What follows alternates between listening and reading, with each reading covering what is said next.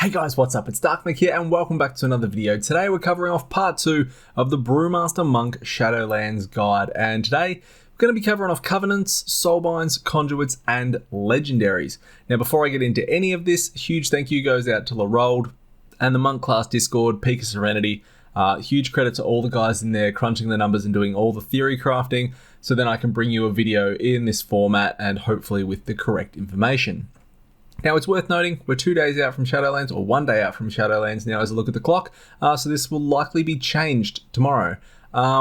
There will be changes going all the way up to the raid and probably even through Mythic release and things like that, but this is the most current information that we have at the moment. So let's get into it. 4 Covenant choices when you get to max level in the Shadowlands: Kyrian, Venthyr, Nightfae and Necrolord. So each Covenant comes with 2 signature abilities that you gain access to by allying yourself with that Covenant when you select them. So we're going to start with Kyrian. So Kyrian's signature main ability is Weapons of Order. So for the next 30 seconds, your mastery is increased by 10%, your Keg Smash cooldown is reset instantly, and it applies a stacking damage buff to all enemies hit by your Keg Smash, causing them to take 8% increased damage from you for 10 seconds, and this can stack up to 4 times. It's an instant cast on a 2-minute cooldown. Summon Steward. This calls a steward to your side that brings a Phial of Serenity, which you can consume to restore 20% of your health, and then it removes all curses, diseases, poisons, and bleed effects. Your steward offers you a selection of other useful amenities for 4 minutes. Instant cast on a 5-minute cooldown. Venthyr. Venthyr's signature ability is Fallen Order. This opens a mystic portal for 24 seconds, and every 3 seconds it summons a spirit of your order's fallen ox, crane or tiger adepts for 6 seconds. It's an instant cast on a 3-minute CD. It's basically a DPS cooldown. Door of Shadows. When through the shadows appearing at the target's location, it's a 35-yard range blink pretty much. 1.5 second cast time, 1 charge, 1 minute recharge.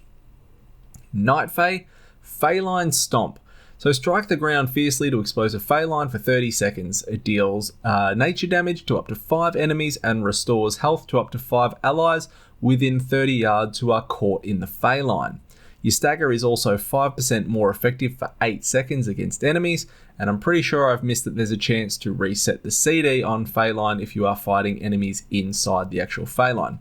The big thing that comes with Feline Stomp is it's a really cool ability, but you have to be fairly decent at positioning when you use it, so you're able to fight in the Feline and your allies are also able to remain in the Feline as well.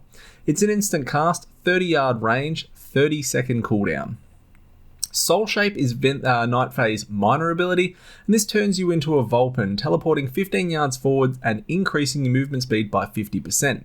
You may reactivate Soul Shape every few seconds to teleport again. This lasts 12 seconds or indefinitely whilst you're in a rested area. It's an instant cast on a 1.5 minute cooldown.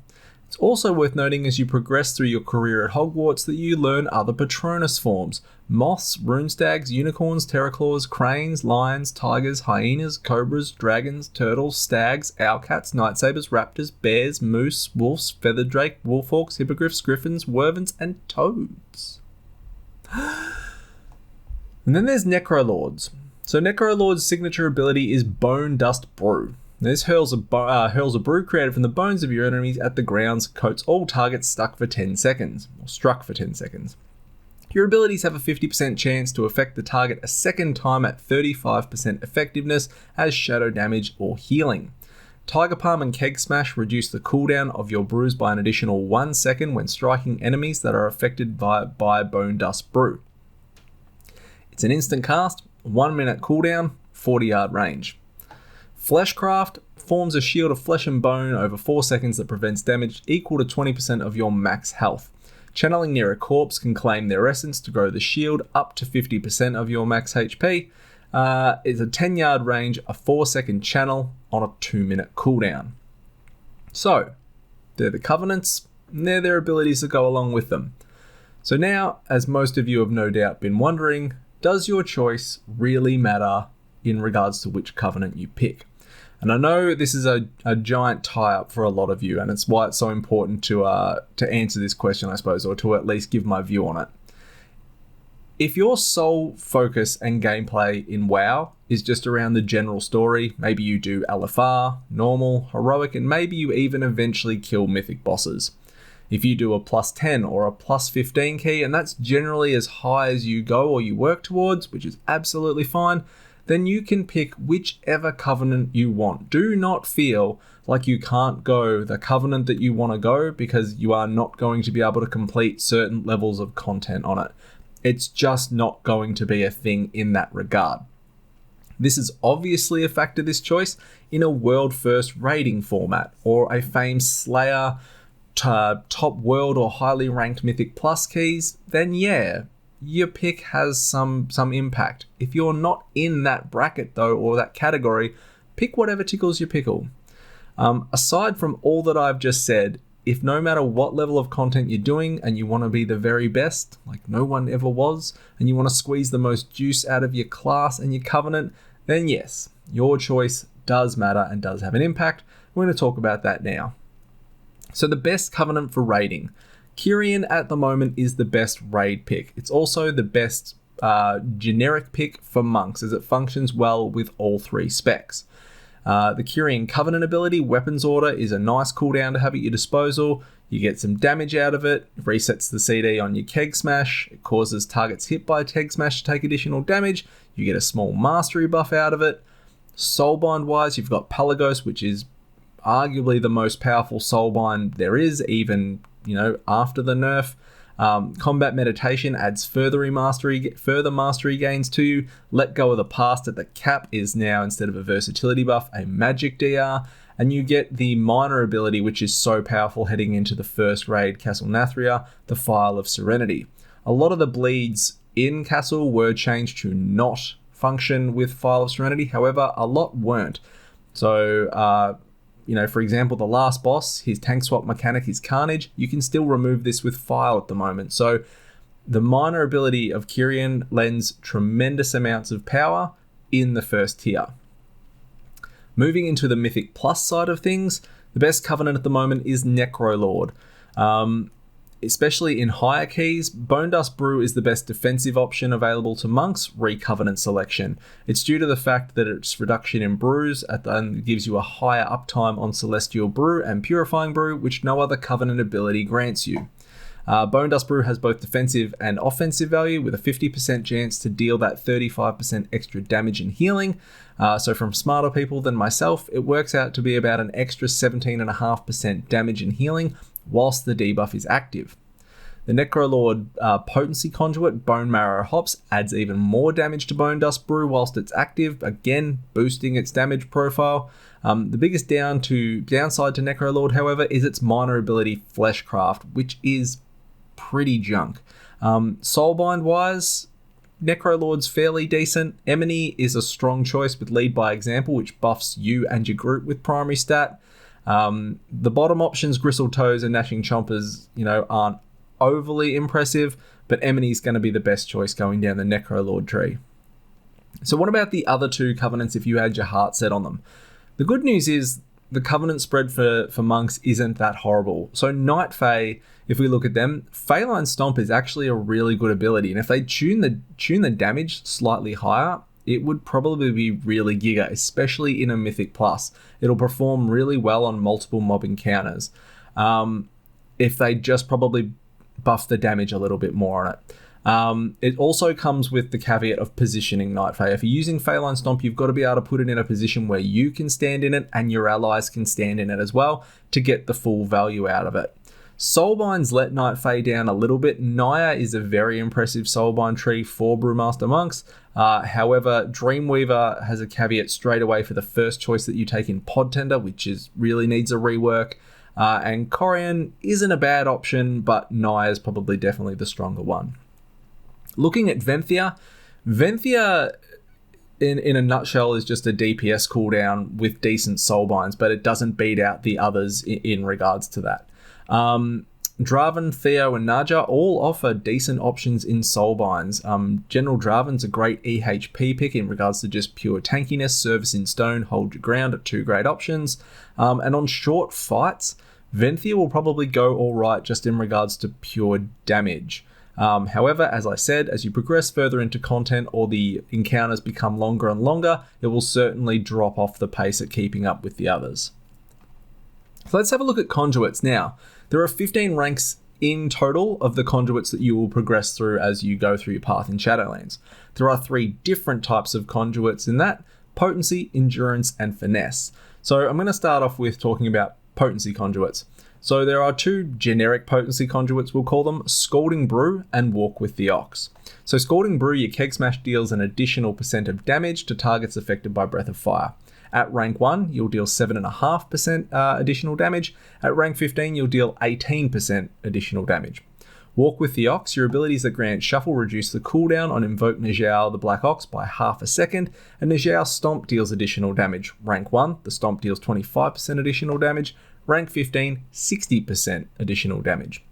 Now, each Covenant has a Covenant-specific potency conduit. So Necrolords have Bone Marrow Hops, which your Bone Dust Brew's shadow damage or healing is increased by a certain %. When Bone Dust Brew deals shadow damage or healing, its cooldown is also reduced by half a second. So rank 1, you're dealing 40% increased damage and healing, and rank 15 is 96%. Night Phase potency conduit is Way of the Fae, which increases the initial damage of Phaline Stomp. So rank 1 is 10.5% and rank 15 is 25.2%. Imbued Reflection is Venthia. Fallen Order monks deal a % more damage and healing. So rank 1, they deal 36.3% increased damage and healing, and rank 15, they deal 87.12%. Kyrians is the last one we're going to cover off for potency specific conduits, and that is Strike with Clarity. Weapons order duration is increased by 5 seconds, and it increases your mastery by an additional %. This is pretty lackluster though. Rank 1 is 1.25%, rank 15 is 2.4%. That's a little bit disappointing. Looking at the endurance conduits on offer: Fortifying Ingredients. Fort Brew grants you a shield equal to 12% of your maximum health for 15 seconds. That's rank 1. Rank 15 is 28.8% of your max health. Grounding Breath. When casting Vivify on yourself, its healing is increased by a certain % and has a 30% chance to refund its cost. The healing at rank 1 is 15%. The healing increase at rank 15 is 60%. Celestial Effervescence. While under the effects of Celestial Brew, your effects that heal you are increased by a certain %. Rank 1 increases those effects by 18.8%, and rank 15, 45.12%. Evasive Stride's the last one. During Shuffle, Heavy Stagger has a % chance to heal you instead of dealing damage. Rank 1, 2.5%, rank 15, 6%. Keep in mind, these will all probably get tuned and changed as the numbers go on.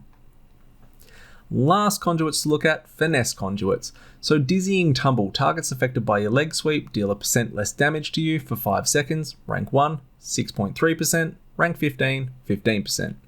Lingering Numbness. When paralysis ends, your target's movement speed is reduced by a certain % for 5 seconds. Rank 1, 40%. Rank 15, 96%. Swift Transference. Transcendence Transfer increases your movement speed by a % for 5 seconds, so rank 1 is 12.5% movement speed, rank 15 is 30%. And Tumbling Technique. Blackout Kick has a % chance to grant a charge of roll. Rank 1, 6%, rank 15, 14.4%. So, they're the conduits in their categories all listed out, and I can safely say I think the Brewmaster one's pretty lackluster and fairly boring. So let's talk about these conduits in ranks and how you would apply them. So potency, if you haven't figured it out yet, enhance your class's damage.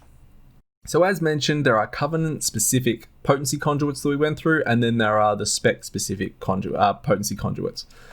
So the only case at the moment where you wouldn't just pick straight up your Covenant specific potency conduit is Kyrian. So if you are a Necrolord and you get a potency conduit in your bind, you will go straight to Bone Marrow Hops. If you're Venthia, Imbued Reflections. Night Fae, Way of the Fae. However, if you're Kyrian, because the Kyrian specific potency conduit is not very good, you will go with Walk with the Ox as your first choice, then Strike with Clarity as a second choice. For the others, after you've taken your Covenant specific conduit, then Walk with the Ox will be your second choice. Endurance Conduits. These enhance your defensive capabilities. So Harm Denial and Celestial Effervescence are pretty much the top 2 picks.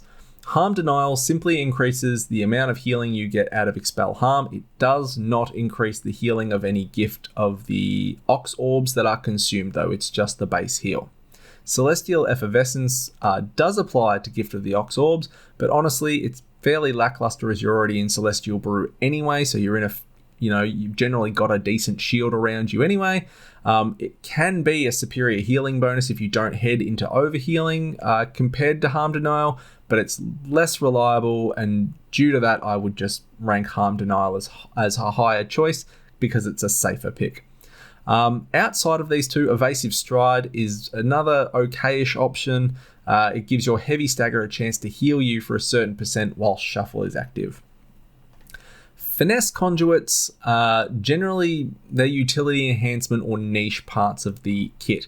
Now, Brewmaster really lacks in Finesse Conduit options, to be honest. Dizzying Tumble is the best one, and it's good in Mythic Plus, where you can use Leg Sweep a lot of value because you get that damage reduction for 5 seconds depending on your Conduit rank. So Dizzying Tumble is great. Inside a raid, though, I don't know what you're going to do. You can go with Tumbling Technique and get another charge of roll, maybe, or you can use Swift Transference to run faster out of, Transcendence, but monks generally don't suffer on movement, so there doesn't appear to be much in the ways of finesse for choice. All right, let's look at Soulbinds, guys, and the Soulbind choices for each covenant. I'm going to cover off a couple of trees, so we're going to start off with Kyrian, and we're going to talk about Pelagos. So Pelagos is just a really strong Soulbind. He still is, despite the nerf. Combat Meditation is a mastery buff, which is fantastic. Focusing Mantra reduces the cooldown on File of Serenity, and Let Go of the Past Now is a magic damage reduction that stacks up to 3%. Going with a path like I've got up here on the screen, you'll end up with 2 Potency Conduits and 2 Endurance Conduits, which is still a really strong setup because you will be getting more damage out of having 2 Potency Conduits. Combat Meditation, you can extend this mastery uptime by chasing the orbs around. It's a really, really solid Soulbind tree. If you, for some odd reason, did not want to go Pelagos, then you could go with Clear. Clear has Valiant Strikes, so your critical strikes grants you stacks of Valiant Strikes up to 20. If a nearby party member drops below 50% health, you consume those stacks to heal them for 1% of their maximum health per stack. And after healing this way, you may not benefit from Valiant Strikes for 1 minute. Cleansing Rites, after 5 seconds of being out of combat, you gain a shield for 10% of your max health, and Pointed Courage gain 1% critical strike from surrounding enemies or allies up to 8%. So Clear is not bad, but don't get me wrong, it's not as strong as Pelagos. Clear on a path like this will give you 1 Potency, 1 Finesse, and 2 Endurance, and it's not bad, as I said. The one thing you may see people taking Clear for is to go down the path of Ascendant File, which grants you 8 seconds of immunity. However, in doing that, you lose a Potency Conduit, which is quite a big deal in regards to damage. So if you had a specific raid strat that you were going to and you were trying to cheese a mechanic, then this would be something you would see, but it would be pretty niche circumstances.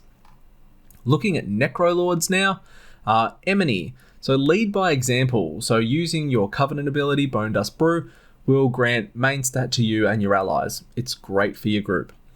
Emini's Magnificent Skin increases your health from Fleshcraft. Gnashing Chompers can give you up to 15% haste for 10 seconds, or you can take Gristled Toes, which is movement speed. So 2 Potency Conduits, 1 Endurance, and 1 Finesse if you go down the pathway I've got here on the screen. You do have a choice when you get to the bottom between Gnashing Chompers or Gristled Toes. However, if you do go with Chompers, you will end up with 1 Potency, 2 Endurance, and 1 Finesse, which means that you lose out on a Potency Conduit, which means you drop damage. The other option that you have for Necrolord is Bonesmith. And it's an interesting one. I don't think there's much of a point to talking about Bonesmith, as you will end up going Emini. But if you wanted another option, Bonesmith has decent damage output via Serrated Spaulders. The problem with this is, though, if you go serrated spoilers, you don't get a potency conduit. You get 3 endurance and 1 finesse. The bottom choices, you can take a heal or you can take a crit buff, which is certainly decent and welcoming from a damage output point of view, but he's just not as strong as Emily. Night Fae. So Dreamweaver actually has a really nice soulbind tree aside from the huge issue that is Pod Tender. So Pod Tender, when you die, you basically sit in a seed and you can't be combat res, you don't hold threat, the rest of your group gets slapped, and if you take more damage in the pod, you die. It's fundamentally flawed for a tank. Great for healers, great for DPS, bad for tank. So we're going to skip that, and we're just going to cover off Naya and Korin. So Naya is a really nice soulbind conduit as well. Soulbind tree, sorry. Grove Invigoration. Healing or dealing damage has a chance to grant you a stacking buff called Redirected Anima. This increases your max HP by 1% and your mastery by 25 for I can't remember how many seconds. The stacks can also overlap. So using your Covenant ability Feline Stomp will instantly grant you 8 stacks of this straight up. Swift Patrol. Movement speed is increased by 20% after killing an enemy, which is cancelled once you hit combat again.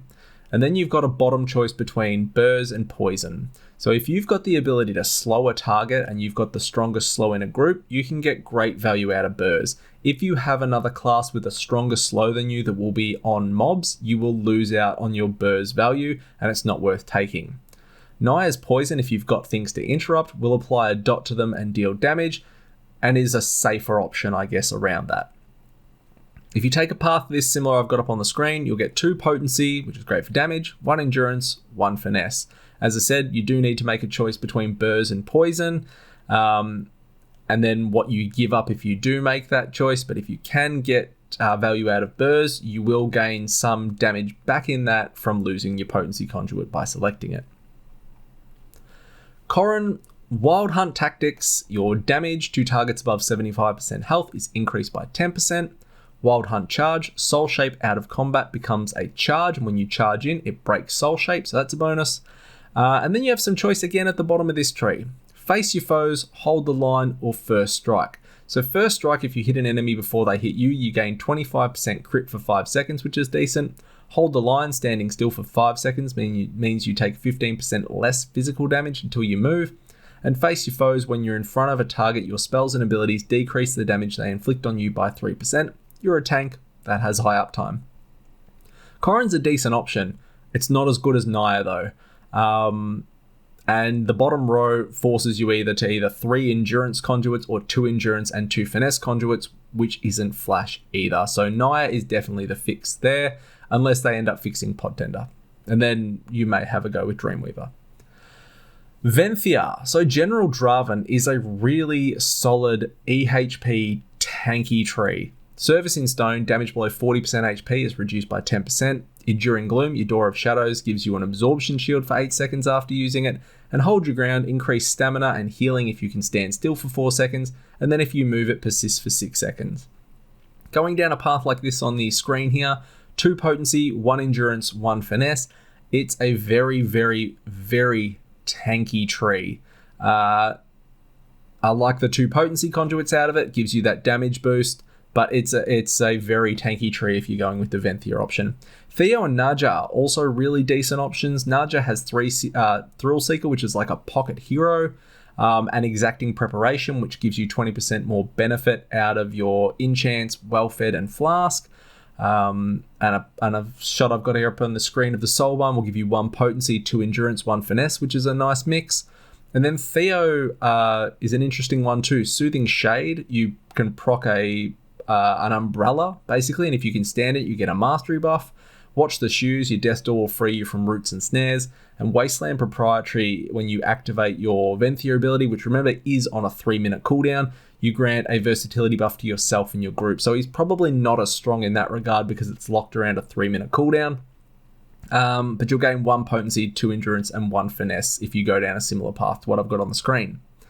So that's all the Soulbinds, guys. To cover off the end, Legendaries. It's a bit sad. You've pretty much got one really solid choice, and that's Storm Stout's Last Keg. So Storm Stout's Last Keg goes on shoulders and hands for slots. You will enchant stats-wise, verse and crit. your Keg Smash will deal 30% additional damage and it will gain 1 extra charge. So it seems like the absolute best pick. It gives defensive and offensive benefit. It makes the rotation feel really good too. Another option you might see is Mighty Paw, which goes legs and feet for slots. Again, you'll enchant stats-wise, verse and crit. This causes your Celestial Brew to increase your armor by 25% for 7 seconds, and your Purifying Brew has a 25% chance to not consume a charge. This might be really cool on progression fights or super big keys or something like that, but at the moment, Storm Stout seems to be the best recommendation. Crafting wise, I would suggest just getting Storm Stout to max level and then probably worry about Mighty Paw. So that is it, guys. Hopefully I've answered all your questions. If you've got anything you want to know, hit me up in the comments below. Otherwise, make sure you go and check out the Monk Discord as well. Check out Peak of Serenity, the WoW Head Guide. There's links to that in the pinned comment below as well. Otherwise, come say hi on Twitch, guys. Come join the Discord. Like, comment, subscribe. Thanks so much for watching. I'll see you all next time. See you, fam. Shadows.